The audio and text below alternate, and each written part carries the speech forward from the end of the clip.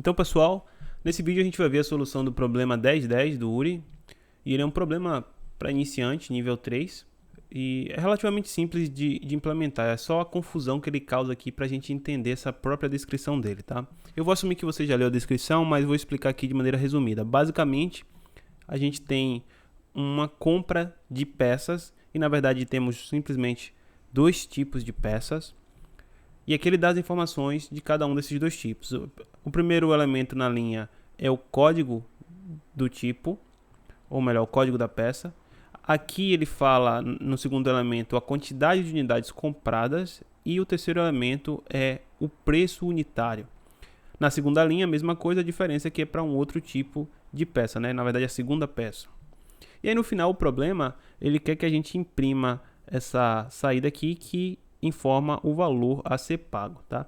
Então, é um problema simples, mas tem algumas pegadinhas, talvez não pegadinhas, mas algumas brincadeiras. A primeira brincadeira é que esse código da peça aqui é irrelevante pra gente, tá? A gente vai imprimir o cálculo a ser pago, e como é que a gente chega no valor total a ser pago? A gente vai pegar o valor unitário de cada peça e multiplicar pela quantidade de peças compradas. É basicamente isso. Então vamos multiplicar esse por esse, acumular com esse multiplicado por esse, e essa é a nossa resposta. Além disso, tem um probleminha aqui que é tratar essa saída no formato correto que ele quer, tá? Então vamos começar aqui, ó. Primeira coisa, a gente está falando de valores, tá? Então eu vou declarar a variável dos valores logo como float. Então eu vou botar aqui, ó, float valor peça 1 e valor peça 2. E aí agora a gente tem o código e a quantidade das peças. Eu vou colocar como inteiro int código peça 1, código peça 2. Int quantidade peça 1, quantidade peça 2. Pronto. Então estamos aqui, eu escrevi assim um embaixo do outro só para facilitar a leitura, porque a tela aqui está pequena, mas enfim.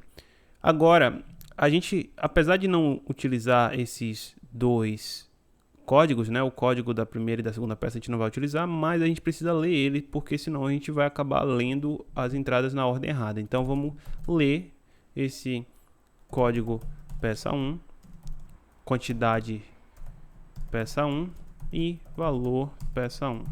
Eu vou copiar e colar aqui porque só vai mudar agora o 2, código peça 2, quantidade peça 2, valor peça 2. Agora a gente vai ter que fazer esse cálculo, né? Então eu vou criar uma variável aqui do tipo float com, vou botar assim, resultado. E essa variável a gente vai calcular da maneira que eu falei. Como é o cálculo? A gente vai multiplicar quantidade peça 1 vezes o preço, na verdade é valor peça 1, né? Ficou grande aqui para escrever, eu vou colocar embaixo. Mas vou colocar assim para a gente ficar fácil de ler. Resultado mais quantidade peça 2 vezes valor peça 2. Tá aqui. Ponto e vírgula para não esquecer, né? E na verdade aqui, pessoal, essa expressão aqui que eu fiz, ó, tá vendo? A gente pode substituir esse resultado mais aqui, ó. A gente pode substituir isso aqui colocando simplesmente o mais aqui na frente do igual. Porque isso aqui a gente está acumulando, né? A gente vai estar fazendo a mesma coisa, somando esse valor aqui que já estava na variável, a gente vai manter e vai somar ele com esse quantidade de peça 2 vezes valor peça 2, tá? Então aqui agora na variável resultado a gente tem o valor total a pagar. E agora a gente precisa imprimir isso da maneira que ele espera. Eu vou fazer o comando aqui cout, vou copiar e colar isso aqui, ó, até o RS, lembrando que tem que ter os espaços certinho, tá vendo? O espaço em branco aqui, espaço em branco aqui. Vou colocar na outra linha. E agora vem uma coisinha que você vai precisar talvez pesquisar para saber como usar. A gente precisa da biblioteca chamada IOManip, certo? Essa biblioteca IOManip é uma biblioteca para manipulação de entrada e saída. Esse I aqui é de input, O é de output e manip justamente de manipulação. Então, além disso, a gente vai precisar aqui usar algumas funções. A primeira coisa é setar a precisão, certo? Então vamos chamar essa função setPrecision 2. E aí a gente iria imprimir aqui com o valor a ser pago, né? No caso, a variável resultado. Porém, se você fizer dessa forma aqui, ó, provavelmente vai dar um erro, porque essa função setPrecision, caso não tenha nenhuma casa decimal, ele vai imprimir sem casa decimal nenhuma. E aqui ele fala, ó, o valor deverá ser apresentado com 2 casas decimais após o ponto.